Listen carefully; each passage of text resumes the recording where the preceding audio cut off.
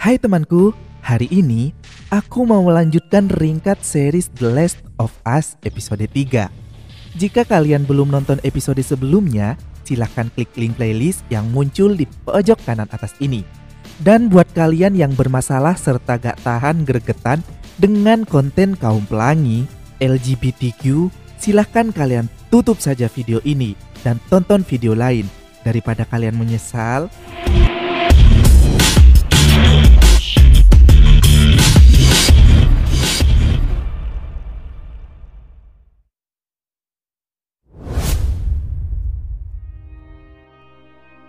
Adegan diawali dari Joel yang sudah berada jauh 10 mil sebelah barat dari kota Boston.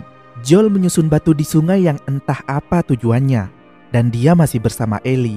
Joel lalu memberikan makanan yang tersisa pada Ellie. Kemudian Ellie mengembalikan jaket Joel dan mencoba meminta maaf, meski kejadian tes bukanlah kesalahannya. Karena kan gak ada yang memaksa mereka berdua untuk menerima tawaran Merlin. Mereka sendirilah yang mengambil keputusan itu, jadi tentu bukan salah Ellie dong.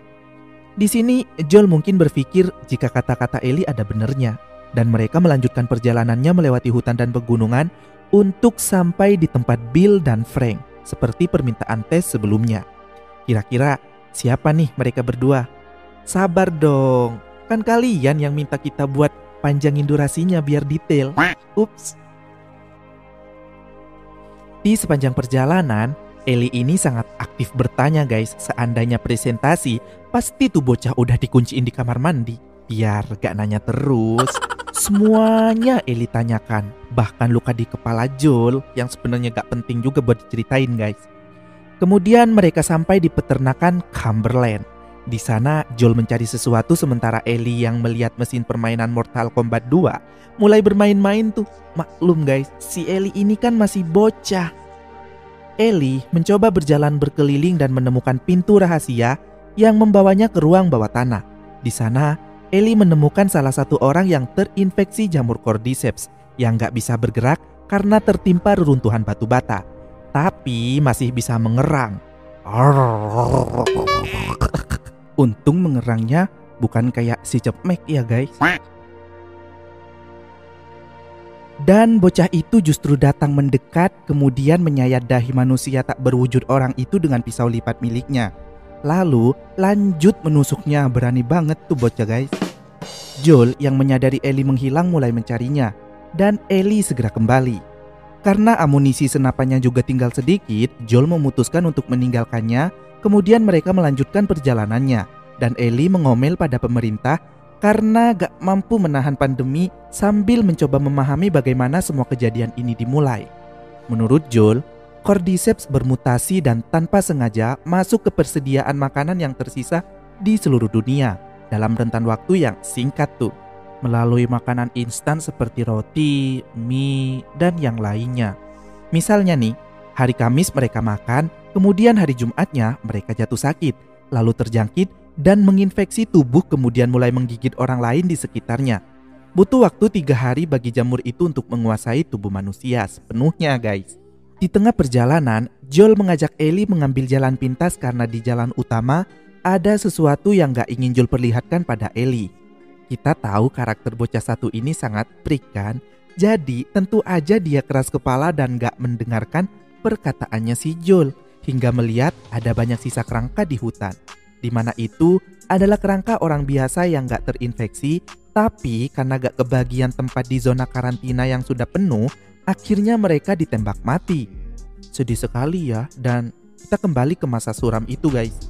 Tepat pada tanggal 30 September 2003, seorang pria bernama Bill mengawasi dari rumahnya saat para tentara membawa semua orang dan bersiap untuk pergi ke zona karantina.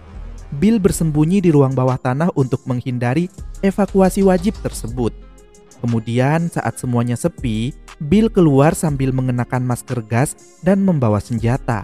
Padahal bisa kita lihat jika Bill ini benar-benar sendirian di sana. Layaknya seperti orang yang selamat sendirian di dunia, Bill mulai mengambil perlengkapan sebanyak mungkin, termasuk beberapa drum bensin, makanan-makanan, dan gak lupa dia juga mengambil minuman. Itu keras enggak sih? Sepertinya enggak, kan itu cair.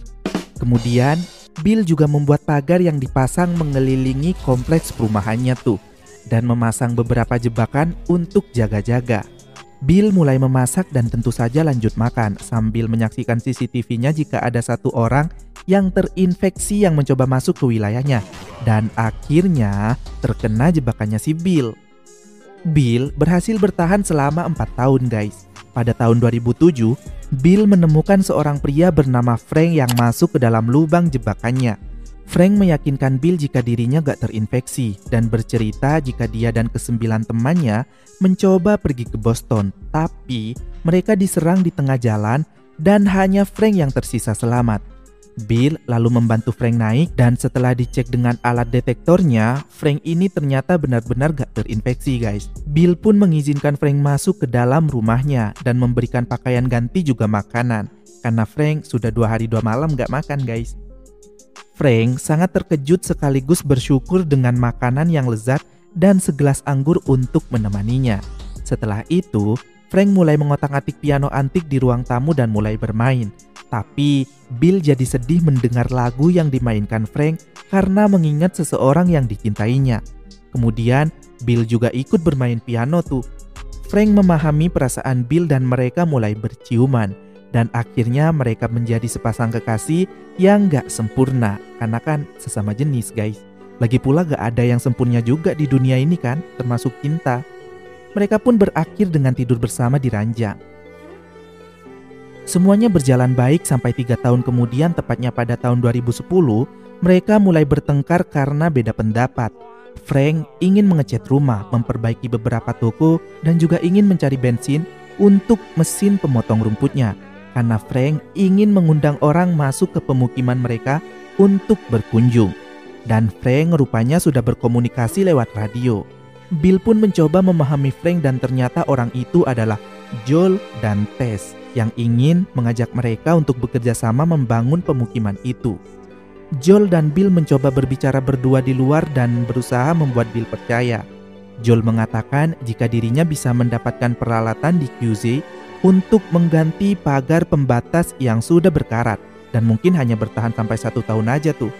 Mereka akhirnya juga sepakat akan menggunakan sinyal radio sebagai kode nantinya, dan itu merupakan ide Frank. Sebelum mereka berpisah, Joel memperingatkan mereka bahwa perampok bisa datang dan menyerang mereka kapan aja, terutama di malam hari, dan meminta mereka untuk tetap waspada. Kesepakatan dan kerjasama mereka ini terjalin sangat baik dan solid selama 3 tahun guys. Frank juga sudah menukar senjata dengan benih stroberi pada Joel dan Tess dan memberikan kejutan kebun buah stroberinya pada Bill. Mereka pun terlihat bahagia memetik buah stroberi di kebun sendiri di tengah pandemi jamur zombie. Tapi kebahagiaan mereka gak berlangsung lama guys, karena pada suatu malam beberapa perampok muncul dan mereka saling serang tembak-menembak. Meski Bill berhasil memukul mundur mereka, Bill ternyata terkena tembak di bagian perutnya guys. Dan beranggapan ini mungkin adalah hari terakhir dirinya hidup, sehingga menyuruh Frank untuk segera menghubungi Joel agar Frank gak sendirian. Namun Frank gak mau mendengar perkataan Bill dan terus berusaha mengeluarkan peluru dan juga merawat luka Bill dengan peralatan seadanya. Dan syukurlah nyawa Bill masih bisa tertolong guys. Sampai akhirnya 10 tahun kemudian, tepatnya tahun 2023, Bill dan Frank menua bersama. Tapi Frank mulai sakit-sakitan dan gak bisa jalan hingga terpaksa memakai kursi roda dan Bill merawatnya dengan baik. Frank menghabiskan waktunya dengan melukis. Tanpa dokter dan obat yang layak, tentu Frank merasa hidupnya gak akan lama dan mungkin gak ingin menderita terlalu lama lagi hingga memutuskan untuk mengakhiri hidupnya. Frank membuat permintaan terakhir, meminta Bill masak roti panggang seperti dulu, lalu mengajaknya berpakaian bagus dan menikahinya. Kemudian saat makan malam, Frank meminta Bill memasukkan bubuk racun ke dalam minumannya dan Frank akan meminumnya. Lalu Frank ingin tidur di pelukan Bill sebelum kematiannya. Tentu saja Bill menolak, tapi Frank meyakinkan Bill jika Bill sangat mencintainya, maka turutilah permintaan terakhirnya. Kenapa cerita kalian lebih so sweet daripada Romeo Juliet sih? Kalian para penonton cowok nih, bayangin aja nih ada di kondisi seperti itu sama pacar kalian, yang cewek tentunya guys. Apakah kalian mau melakukannya? Meskipun berat hati, tapi Bill melakukan semua permintaan Frank. Bahkan mereka tukar cincin dan ciuman guys. Dan selesai makan malam, Bill menuangkan bubuk racun itu ke minuman Frank. Frank pun tanpa segan langsung meminumnya guys. Kemudian meminta Bill membawanya ke tempat tidur. Kembali ke masa sekarang, Joel dan Ellie tiba di tempat Bill dan masuk ke pemukimannya. Namun semuanya terlihat gak terawat guys. Bahkan bunga kesukaan mereka juga sudah layu semua di halaman. Joel dan Ellie masuk ke dalam, namun hanya menemukan makanan basi yang sudah membusuk di atas meja, dan juga sepucuk surat bersama dengan kunci mobil di ruang tamu dari Bill yang ditemukan Ellie. Tepat sekali, Bill rupanya sudah bundir guys. Isi suratnya adalah sebagai berikut. 29 Agustus tahun 2023. Jika kau menemukan surat ini, tolong jangan masuk ke kamar tidur. Kami membiarkan jendela terbuka agar rumah ini gak bau. Tapi itu mungkin akan menjadi pemandangan mengerikan.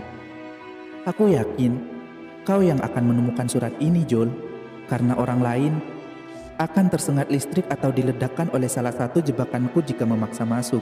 Hehehehe. Aduh, gak tahu lagi gimana cara ngomong hehehe-nya. Ambil apapun yang kau butuhkan. Kode bunker sama dengan kode gerbang, tapi terbalik. Lagi pula, sejak awal aku tidak pernah menyukaimu kan? Tapi sepertinya kita sudah berteman, dan aku sangat menghormatimu. Jadi, aku akan memberitahumu sesuatu karena kau satu-satunya orang yang akan mengerti. Aku dulu sangat membenci dunia, dan aku merasa senang ketika semua orang mati. Tapi aku sadar ketika aku bertemu satu orang yang mengubah pikiranku bahwa banyak hal yang layak diselamatkan. Itu sebabnya pria sepertimu dan aku ada di dunia ini. Kita memiliki pekerjaan yang harus dilakukan, dan semoga Tuhan membantu menyingkirkan bajingan yang menghalangi jalan kita. Aku meninggalkan semua senjata dan perlengkapanku untuk kalian. Gunakan semuanya untuk menjaga tes aman. Hal itu membuat Joel sedih karena kita tahu Tess sudah mengorbankan diri di episode sebelumnya. Joel lalu pergi mengecek mobil dan mengisi akinya, kemudian kembali menemui Ellie sambil mengatakan jika Joel memiliki saudara laki-laki yaitu Tommy yang ada di Wyoming. Gimana sih cara bacanya? Udah terserah kalian. Karena Tommy pernah menjadi bagian Fireflies, mungkin aja Tommy akan tahu kemana harus membawa Ellie. Mereka lalu pergi ke bunker dan mengambil persediaan sebanyak mungkin. Kemudian Ellie mengganti pakaian dan mengambil pistol yang ditemukan di laci. Kemudian diam-diam memasukkannya ke dalam tasnya. Mereka memutar musik saat mereka keluar menggunakan mobil dengan lagu yang sama seperti yang dimainkan Frank saat pertama kali bertemu Bill. Judul lagunya ini guys, dan linknya ada di deskripsi karena gak mungkin kita putar di sini, bakal kena copyright ntar. Dan sampai jumpa di episode berikutnya. Kalian jangan lupa nonton full seriesnya hanya di HBO. Oke?